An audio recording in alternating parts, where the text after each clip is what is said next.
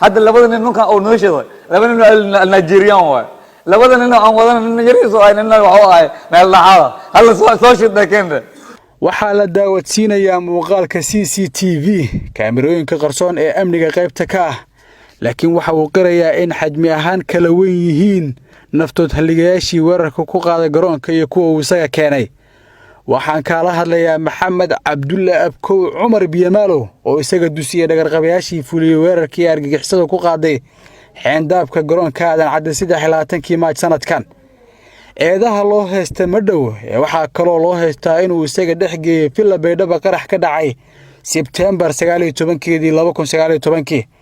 eedeysanaha oo ay soo qabteen ciidamada gaarka ah ee gaashaan dhowr iyo 20 cisho weerarka kadib ayaa ka tirsanaa militariga Soomaaliya tan iyo dawladii Allah u naxariistay Cabdullaahi Yuusuf 2018 xilligii diiwaangelinta elektarooniga ahayd ee dawladii madaxweyne Farmaajo ayuu lumiyay kamid ahaanshiyaha ciidamada xoogga dalka iyo darajadiisaba sabab ay guddiga diiwaangelinta cuskadeen laakiin waxa uu sii shaqeynayay sanado kale isagoo aan diiwaanka ciidamada ku jirin ciidamada gaarka ee Haram Cad oo iyaga ka jawaabay dhacdadan ayaa durbadiiba soo afjaray weerarkii argagixisada waxaana abaabulka weerarkan uu lahaa Biyamaalo ku nafwaayay Allah u naxariistay Cabdirasaaq Aabi Cali oo kamid ahaa haliyada Haram Cad bal haddaba sidee eedeysanaha laftiisa ugu suura gashay ka gudbidda bar aan loo ogoleen qof rayid ah waxa ay nooga jawaabay baaraha uga wakiilka ah kiiskan hay'adda nabad sugidda iyo sirdoonka qaranka baaritaankeena ku soo cadaynay eedeysanaha xilliga wada shaqaynta Al-Shabaab la qaatay waxay ahayd sanadkii 2017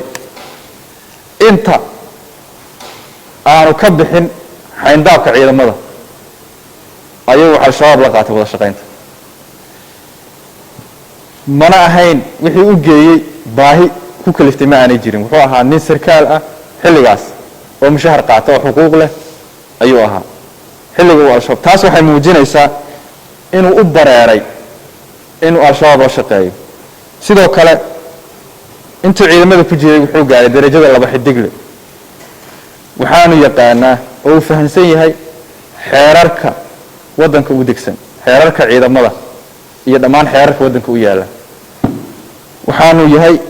oo muddo dheer uu ka soo shaqeynayay ciidamada ma aha qof gadaalka gaar ah waa nin muddo 10 sano ku dhow ama 10 iyo dhowr sano gaaraysa ka shaqeynayay ciidamada ka hor intii aan laga saarin liiska ciidamada xoogga dalka Maxamed Cabdullaahi Qaliif ku xigeenka xeerlaaliyaha ciidamada qalabka sida ayaa ku dheeraaday falsafada dhagareed ee ku hoos duugan Maxamed Cabdulle Abkow